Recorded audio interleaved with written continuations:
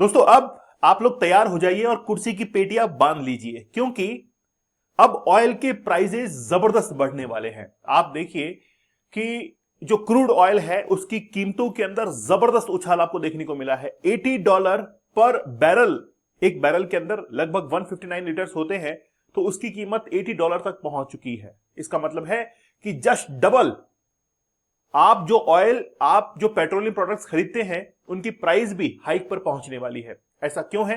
क्योंकि कुछ जलने वाला है। क्या जलने वाला है?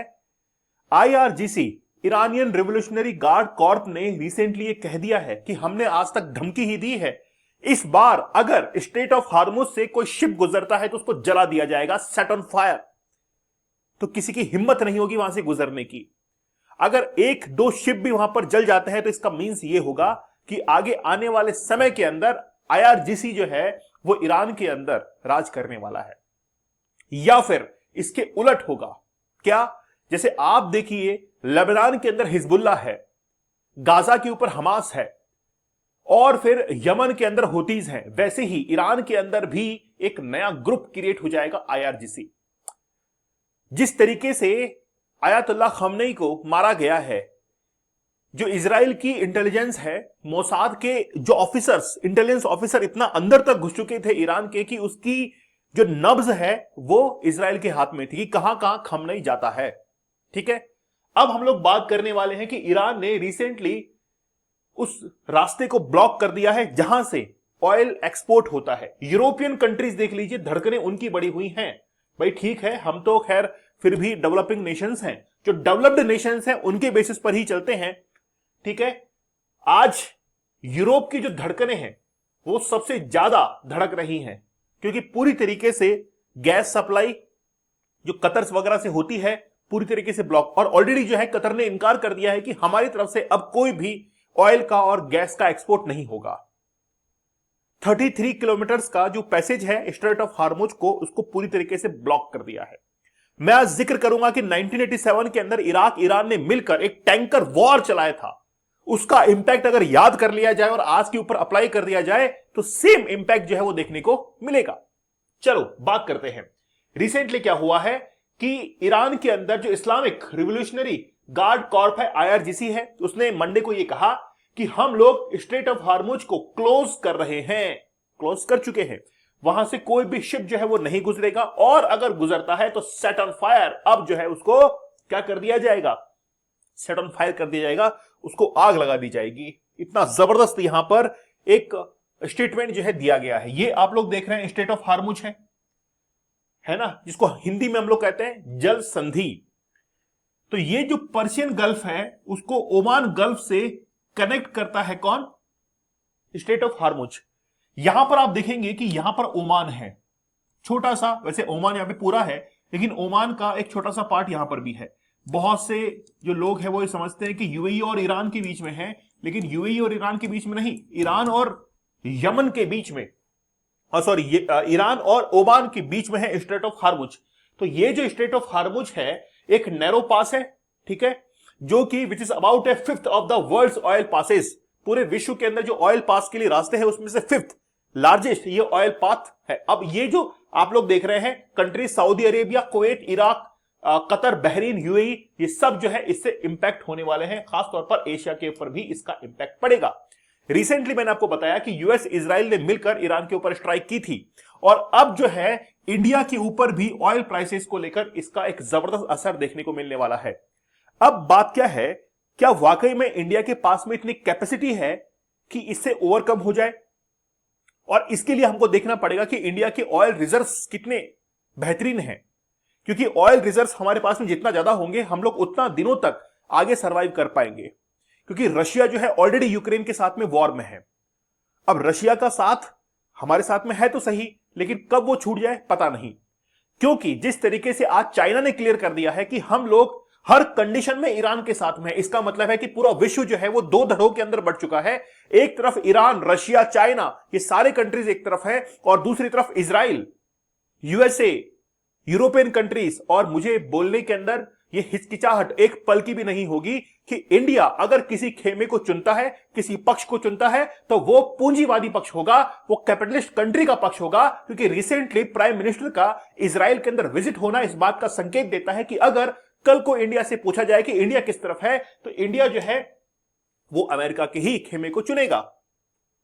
और अगर इंडिया ने इजराइल के खेमे को, अमेरिकन खेमे को चुन लिया है, उस पक्ष को अगर चूज कर लिया है, तो इंडिया चाइना के साथ में वॉर करने के लिए तैयार रहे। और वो जो भविष्यवाणी थी कि 2028 के अंदर इंडिया चाइना के साथ में कॉन्फ्लिक्ट होगा, वो सच हो जाएगी, वो सच हो सकती है।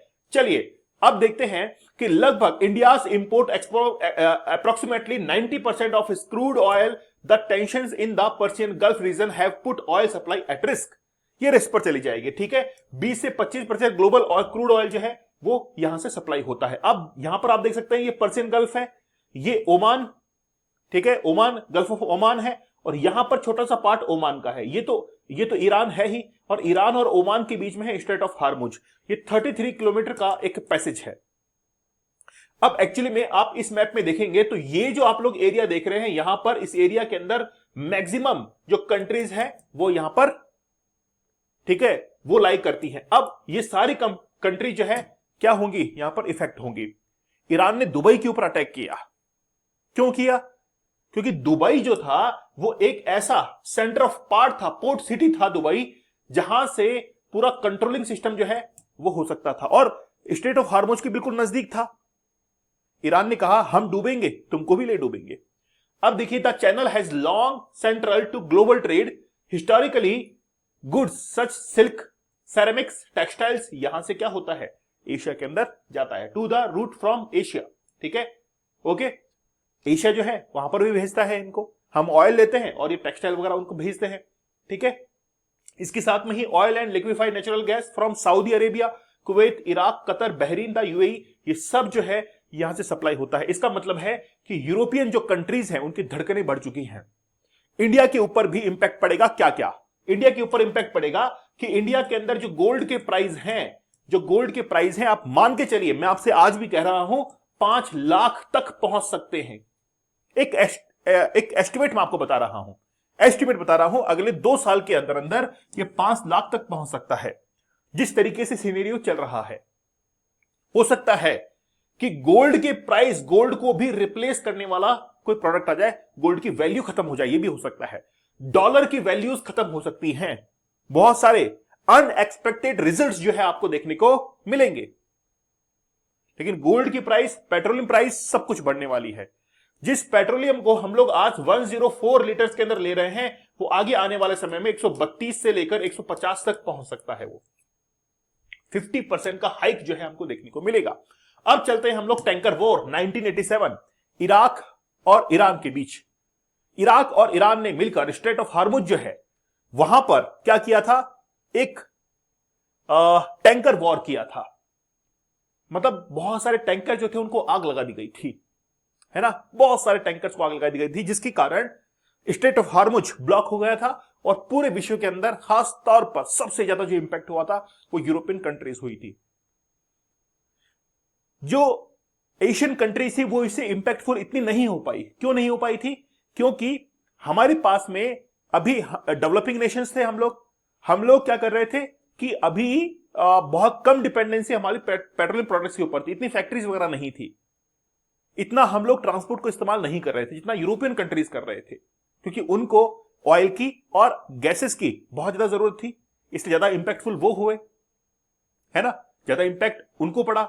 आज वेनेजुएला को कैप्चर करने का सबसे बड़ा कारण क्या है? क्योंकि अमेरिका आज खुद की जरूरतों को पूरा नहीं कर पा रहा है। ये एक रियल ट्रुथ है। अमेरिका बर्बादी की कगार पर है, आप ये मान के चलना। उसके पास में भले टेक्नोलॉजी हो, उसकी इकोनॉमी बड़ी बहुत अच्छी हो, लेकिन धीरे धीरे आप देखेंगे कि अमेरिका का जो रास्ता है, अमेरिका की जो इकोनॉमी है वो डाउनफॉल की तरफ जाएगी, क्योंकि अमेरिका के पास में अब खुद के रिसोर्सेज नहीं बचे हैं।